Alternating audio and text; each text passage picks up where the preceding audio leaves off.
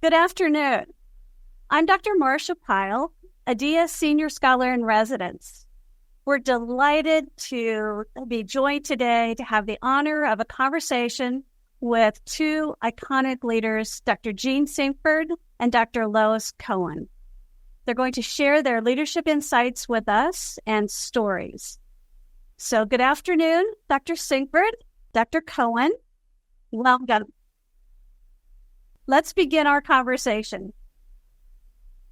Dr. Sinkford, you created the idea of the ADEA International Women's Leadership Conference back in the late 1980s.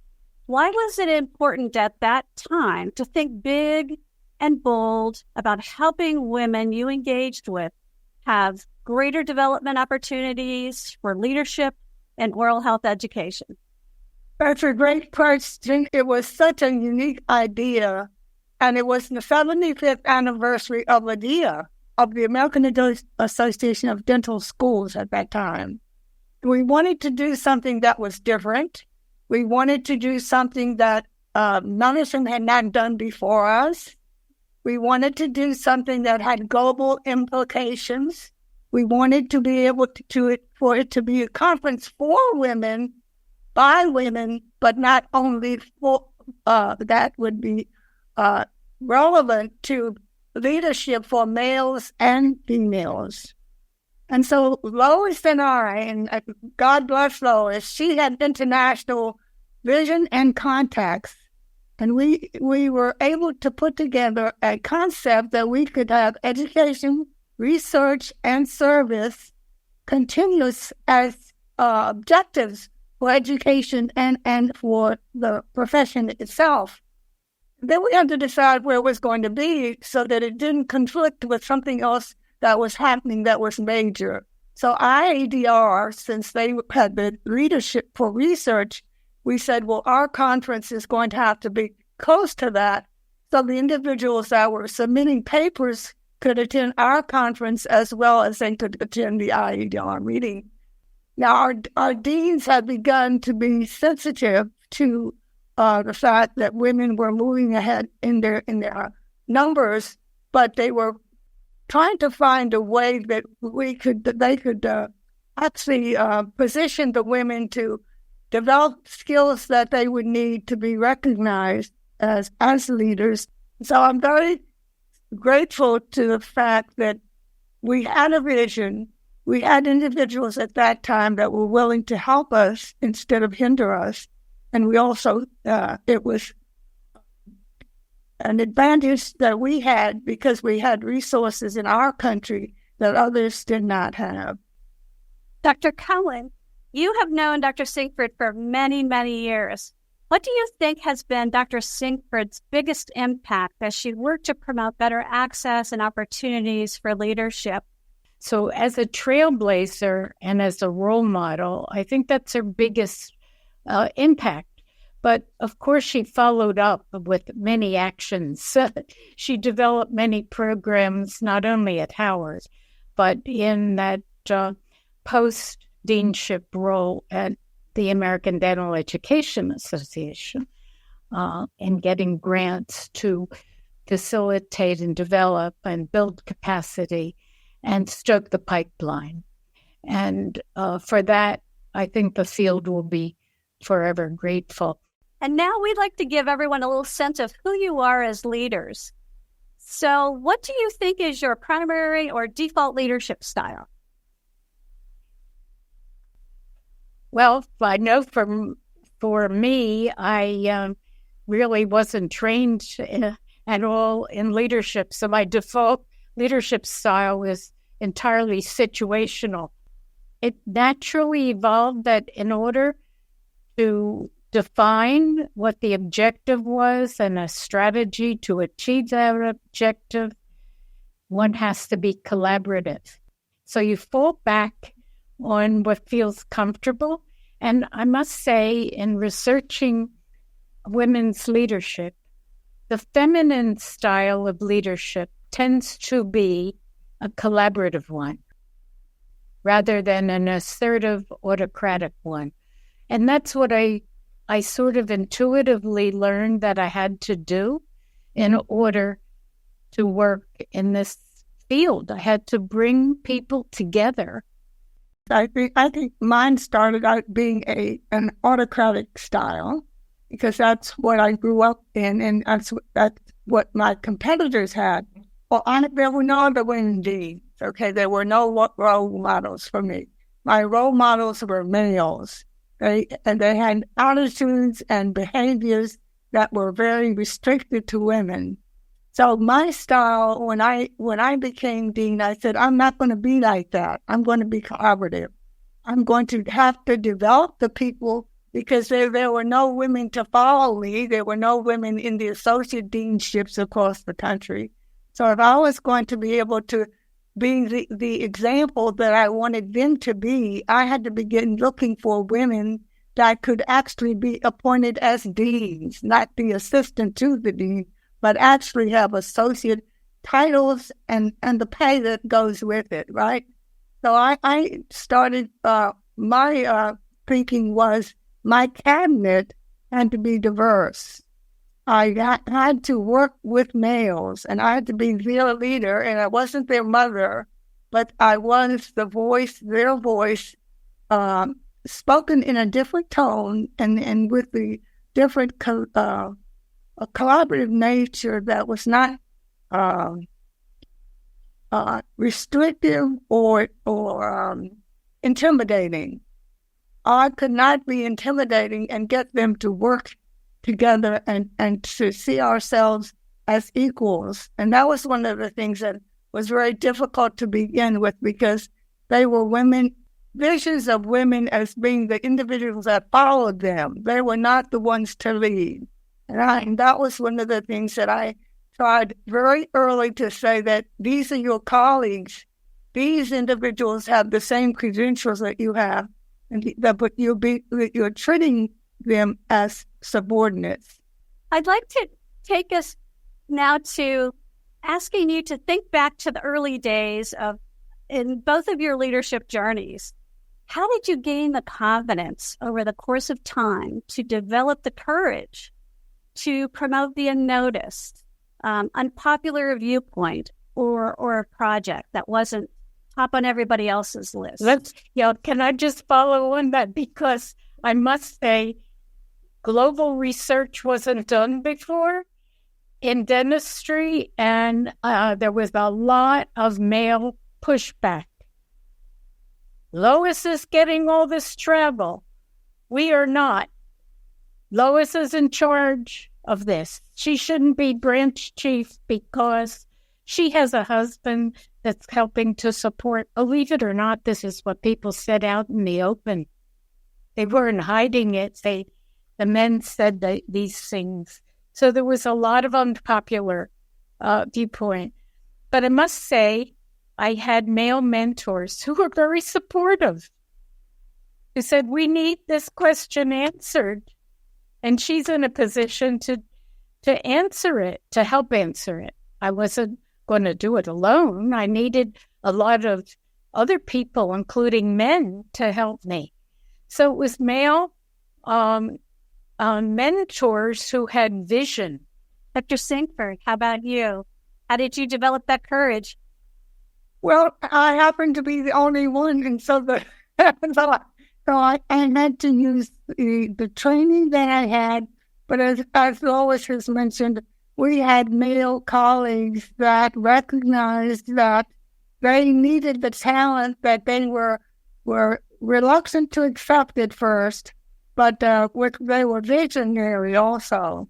So they knew that if we made the academic pipeline for them open, if we opened up the advanced specialty training programs, if we found funds for their training, if we found collaborative opportunities for them to grow and develop and lead others, then that would be not only a star in their crown, but also it would build the capacity for oral health to be a part of general health and for global health.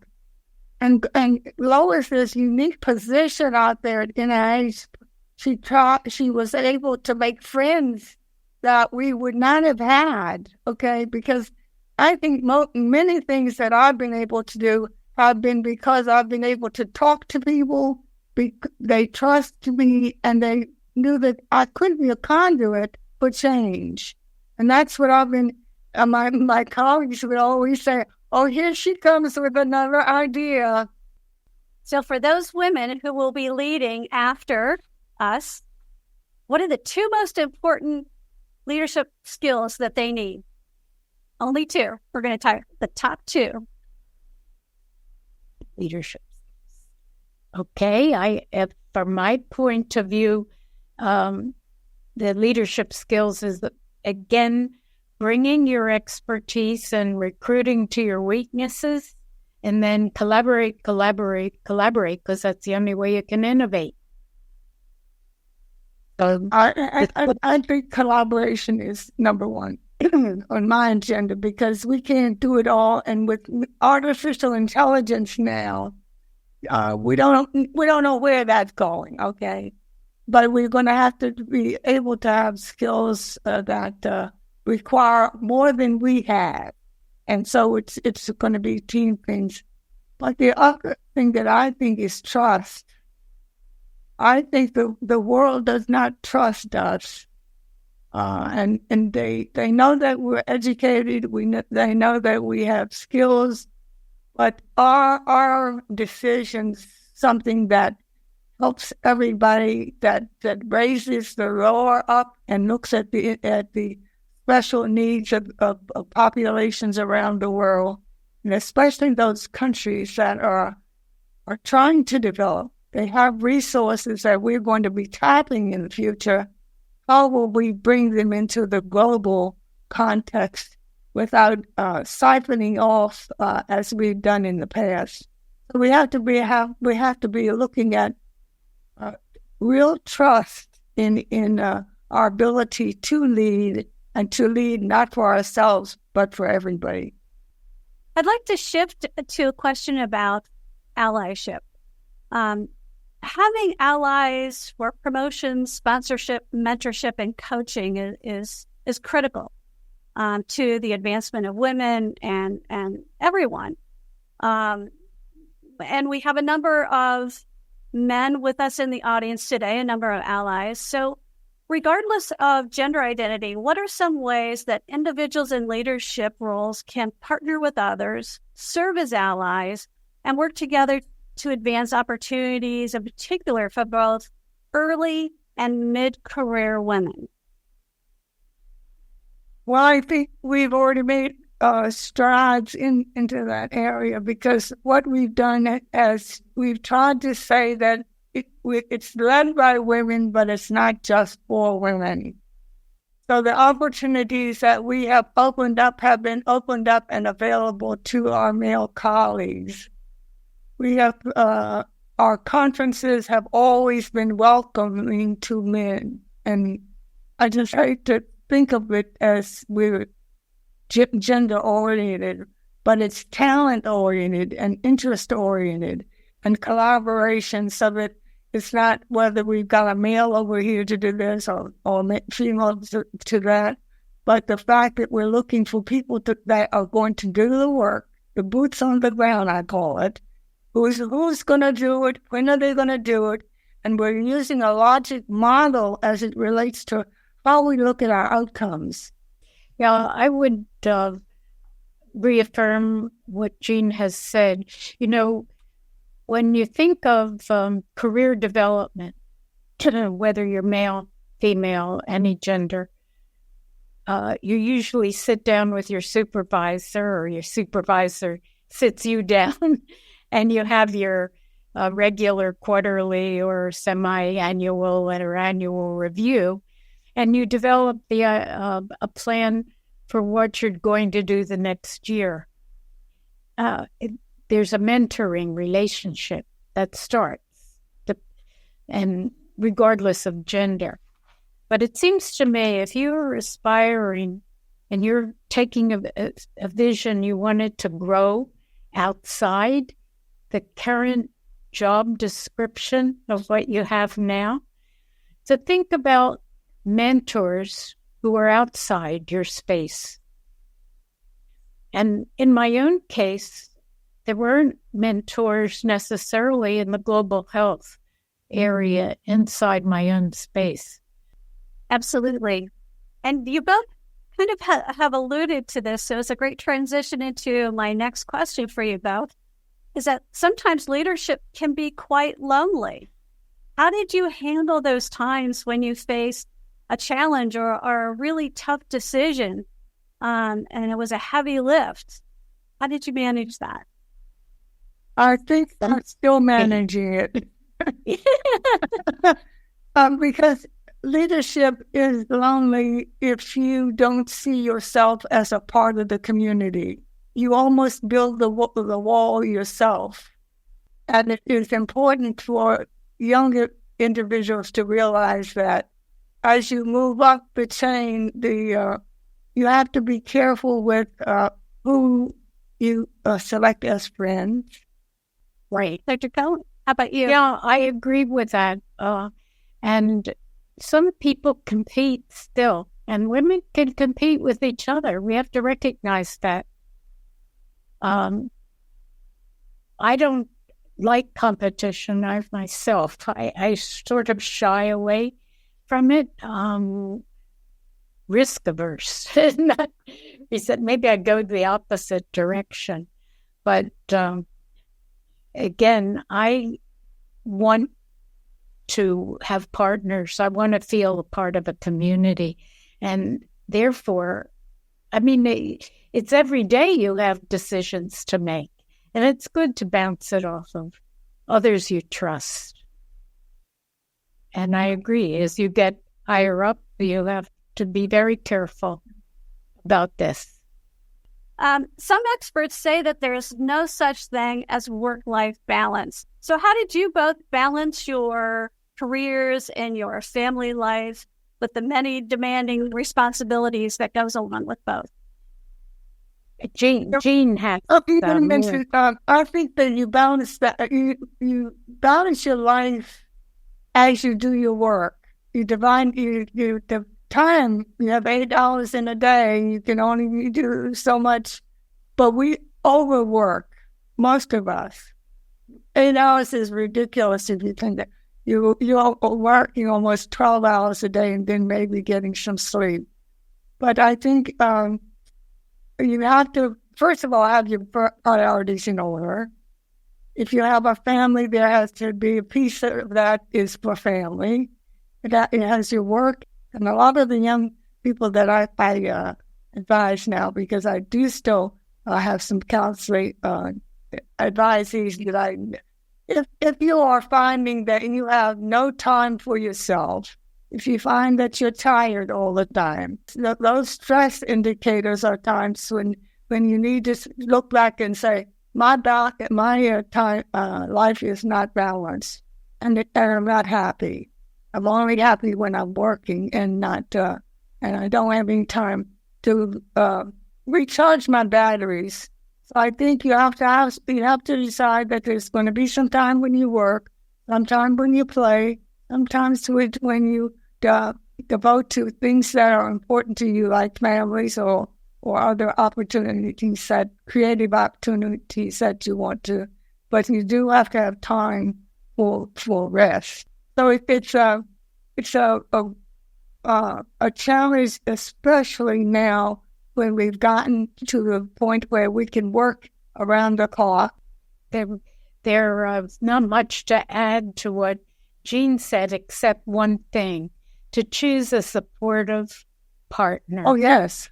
And you had one. Yeah. Yes. Yeah. That's very key, because then you can come to some division of labor that helps you both share. Wise advice. And it's very wise advice.